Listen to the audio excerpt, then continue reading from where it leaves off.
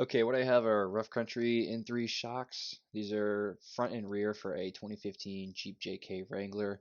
It's a two-door sport with about 50,000 miles on it, and I really need to replace those worn factory shocks because they are the original stock shocks. The front and rear each cost about $99, so came out to about 235 bucks. So I'm not breaking my wallet with this purchase, and I'm also not trying to get any serious racing shocks. I mean, this is just my daily driver. I'm trying to go up and down some trails and get to and from work on time. So the front shocks are for a zero point 0.5 to a 2.5 inch lift, and then I also have the 0 to 3 inch lift for the rear. And this is great because if I do want to install a lift, because I don't have one in the Jeep right now, I can without really having to adjust the shocks at all. The install time on this was about 3 to 4 hours. I did have some help, which was nice, but they did come highly recommended for a local four-wheel parts store and from what I saw online. First things first, if we want to get those new shocks on, we got to get the old ones off. And for me, that required taking off the wheels and jacking up the Jeep. Okay, now that the wheels off, it's going to be a little bit easier to access this shock. We have on the strut a nut, a washer, and a bushing, and the same goes for on the other side of the strut. You can't see because of this piece of metal here, but what we got to do is loosen up those bolts, and that's going to take two 16 millimeters.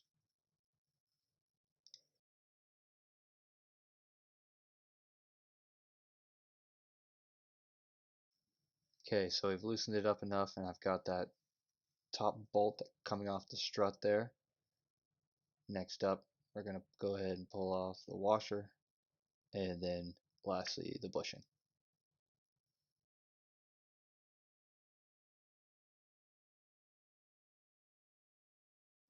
Now at the bottom of the shock we have a nut and bolt going through, and that's going to take 19 millimeter wrench and socket wrench to get that off.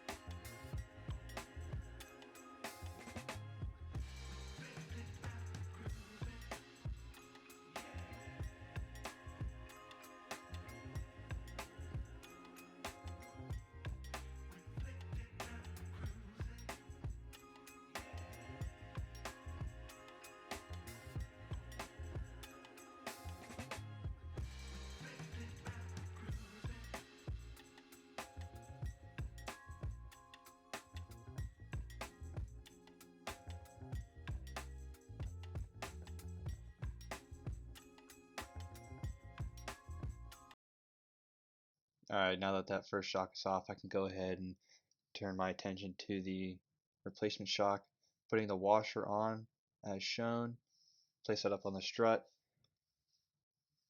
and that's going to be followed by the bushing with that extended portion of the bushing on the upward side facing up.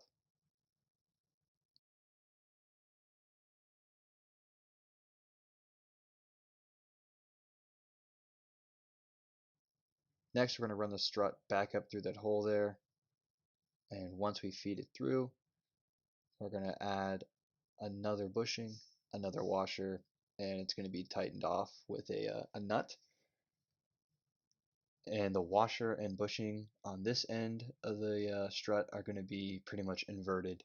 So the extended portion is going to be facing down on the bushing, and the nut itself is actually different than what I had on with the factory shock. So I had to go down in size to, I think it was a 9/16 to tighten this one.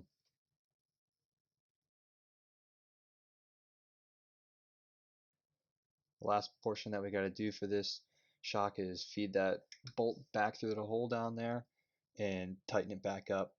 And if you're like me, you had a little bit of difficulty lining the shock up just right. So what you can do is take a screwdriver, wedge it on there just a little bit, and then go ahead and feed that bolt back through. Once that bolt is back in there, go ahead and tighten it back up, working at the bottom, working at the top, just making sure that everything is seated correctly in place and nothing is looking wrong here. If you can, go ahead and take a torque wrench and set it to the correct parameters at the top. I didn't have one, so I just tightened it best I could. Same with at the bottom.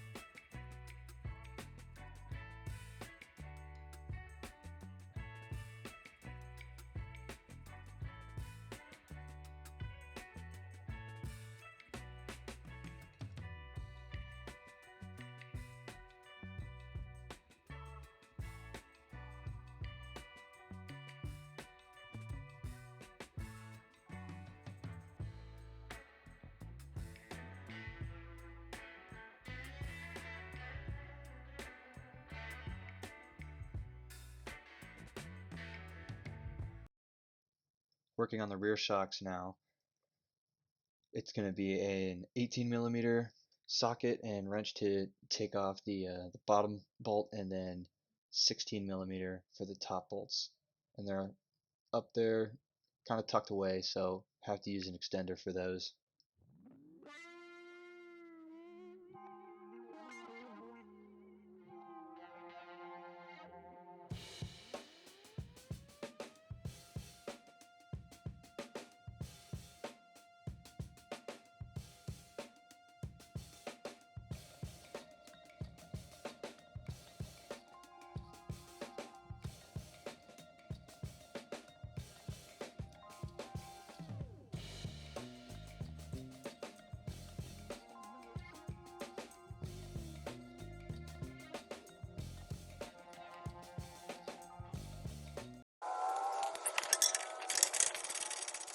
Finally, taking off and replacing the rear shocks is very similar to doing the front shocks, although I did find it a lot simpler to do these ones, I think just because the accessibility in the rear was there compared to what was going on up front. The front right shock, replacing that bolt on top, there was a piece of metal that was in the way, so it was a little bit difficult to get that back in there, which is why I'd say that the rear is easier.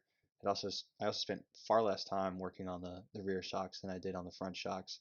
Um, but it's just as simple as taking off those two 16 millimeters at the top and the one 18 millimeter bolt down at the bottom, and then placing on the new shocks, tightening the whole thing back up, and running with that. That's all I have for today. This is the first video I've made working on this JK. I've done some mods to the JK and to a 2000 TJ that I also have, but I just haven't made any videos or posted anything like that. Replacing the shocks was pretty fun and technical for me, um, but I've done some basic cosmetics on both this JK and the TJ, so we'll see what stuff I can come up with in the future.